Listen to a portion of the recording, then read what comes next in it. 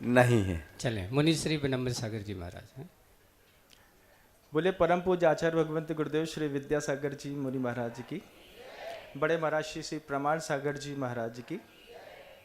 आज का ये मंच अपने आप में बड़ा अद्भुत है बंधुओं, जहाँ भावना योग के प्रणेता बड़े महाराज श्री प्रमाण सागर जी महाराज विराजमान है। उन्हीं के बगल में अरहम योग के प्रणेता सरस्वती के पुत्र कहे जाने वाले मुनि श्री प्रणम्य सागर जी महाराज श्री भी विराजमान हैं, और दोनों के बीच में आचार्य श्री के मानस पुत्र कहलाने वाले प्रसाद सागर जी महाराज जी भी विराजमान हैं। इतना ही नहीं है, संस्कृत के प्रकांड विद्वान माने जाने वाले उनके बगल में मुनिराज श्री प्रभात सागर जी महाराज भी विराजमान हैं, जिनके बारे में हमेशा ये कहा जाता है कि अगर गलती से मुंह से हलंत भी गलत बोल दिया तो महाराज जी तुरंत बोल देते भैया पात्र नहीं होत पात्रे होत है, ढंग से बोलो।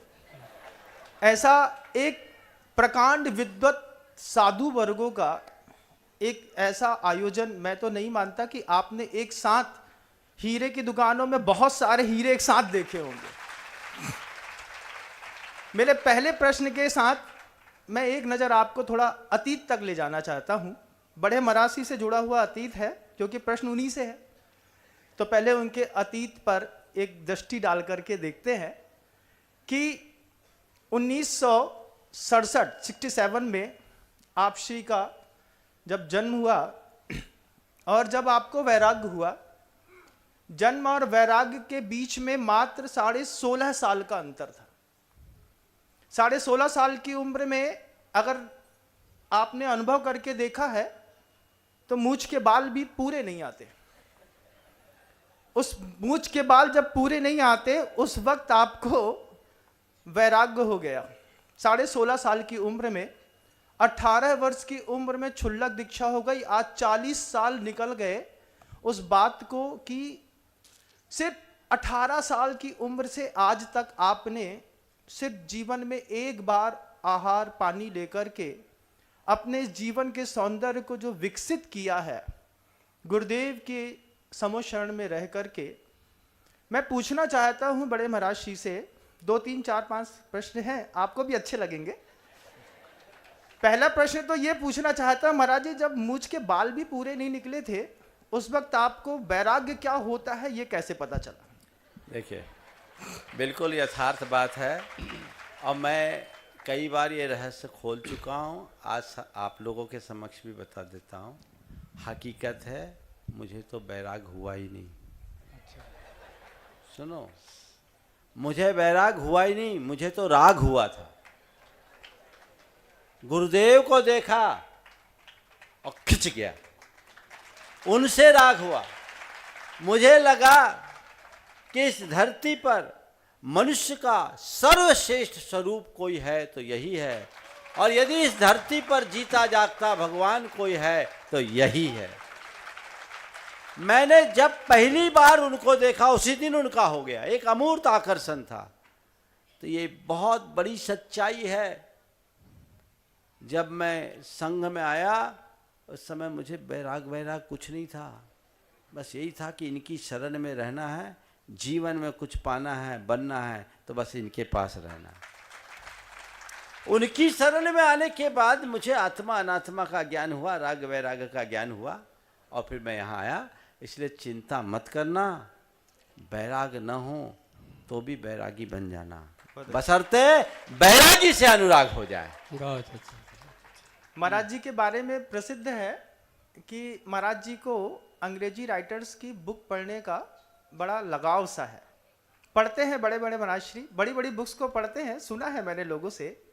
अब वो प्रश्न उठता है एक दूसरा कि 17 साल की उम्र में जब क्षुल्लक दीक्षा हो गई, 17.5 साल की उम्र में आपने अंग्रेजी पहले तो नहीं पढ़ी और फिर बाद में आप सिर्फ 22 साल की उम्र में पूरी दुनिया में प्रभावना के निमित्त बाहर भी निकल गए, तो फिर बड़े महाराज श्री ये बताएं कि आपने अंग्रेजी सीखी तो कब सीखी? देखो भाई, जहाँ तक चूँकि मेरी परीक्षा बिहार से हुई, पढ़ाई बिहार से हुई, बिहार में अंग्रेजी की शुरुआत तो शुरू से ही रही है। मध्य प्रदेश की तुलना में बिहार की अंग्रेजी अच्छी रही, और उसके बाद संघ में आने के बाद भी मैंने अंग्रेजी की पढ़ाई की है और लगन से की है। तो जितना काम मुझे अंग्रेजी का काम चलाओ अंग्रेजी आती, मैं ये नहीं कह सकता कि मैं बहुत अच्छी अंग्रेजी जानता हूँ, पर मुझे जितना आवश्यक है उतना अंग्रेजी आती। और कृष्ण आगे जी के एक तीसरा, अभी एक हाँ, प्रश्न ये और और दो। है। भगवान, तीसरा प्रश्न ये है कि महाभारत में ये प्रसिद्ध है कि युद्ध के वक्त कृष्ण जी को भी एक बार अपनी युद्ध भूमि से हटकर के बहुत दूर जाना पड़ा, जिसके कारण उनका नाम रणछोड़ दास पड़ गया। एक नाम कृष्ण जी का रणछोड़ दास भी है, लेकिन आपके बारे में ये कैसे प्रसिद्ध है कि आप सेल्फ अनब्रेकेबल कमिटमेंट करते हैं कि एक बार आप कुछ सोच लेते हैं फिर आप उससे जीवन में आज तक नहीं पलटे, तो वो नहीं पलटने के पीछे जो आपकी इच्छा शक्ति है वो आप कहाँ से लाते हैं? देखिए, इसके पीछे दो कारण। एक तो मेरे सामने जब भी किसी प्रकार की चुनौतियाँ आती, मैं गुरुदेव का स्मरण करता हूँ, उनसे मुझे बहुत बड़ी प्रेरणा मिलती। दूसरी बात, मैं हमेशा सकारात्मक सोचता हूँ, इनसे मेरा आत्मविश्वास बढ़ता है। इसलिए मेरा एक सिद्धांत है, प्रयास से पहले कभी हार नहीं मानना चाहिए। और ऐसा आशीर्वाद गुरुदेव का मुझ पर फला है कि बड़ी बड़ी चुनौतियों को हमने बहुत आसानी से पार किया है। और कई बार ऐसा भी प्रसंग मेरे जीवन में आया है कि ऐसा लगा कि अब बड़ी दुविधा है, शायद फंसने की बात होगी, लेकिन गुरु आशीर्वाद से उससे भी बहुत आसानी से निकले। अंतिम प्रश्न। आज हाँ, अंतिम प्रश्न बस, उसके बाद तो खत्म। अंतिम प्रश्न ये है चलो कोई बात नहीं, हाँ टाइम है कि बस बड़े महाराज बस हाँ। कि जैन शासन की सुरक्षा करने के लिए आपने पहली बात तो ये कि आयतन निर्माण ही क्यों चुना, और दूसरी बात तीर्थराज सम्मेद शिखर जी की भूमि ही क्यों चुनी? महाराज जी ने बहुत अच्छा सवाल किया है, और इसका पूरा उत्तर दूंगा तभी बाकी महाराजों के साथ अन्याय हो जाएगा। इसलिए मैं इस प्रश्न को, यदि महाराज को एतराज ना हो तो कल के लिए लंबित कर लूँ, चलेगा? चलेगा ना महाराज जी? चलेगा। और सस्ते में निपटाऊंगा तो आपके सवाल से अन्याय हो जाएगा।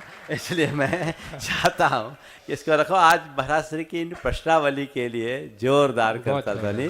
बहुत अच्छा प्रश्न, और एक दिन बहुत अच्छा होगा कि एक्सक्लूसिव सेशन विनम्र सागर जी के लिए समर्पित होगा, वो हमें भी अच्छा रहेगा, जो ऐतिहासिक लगेगा।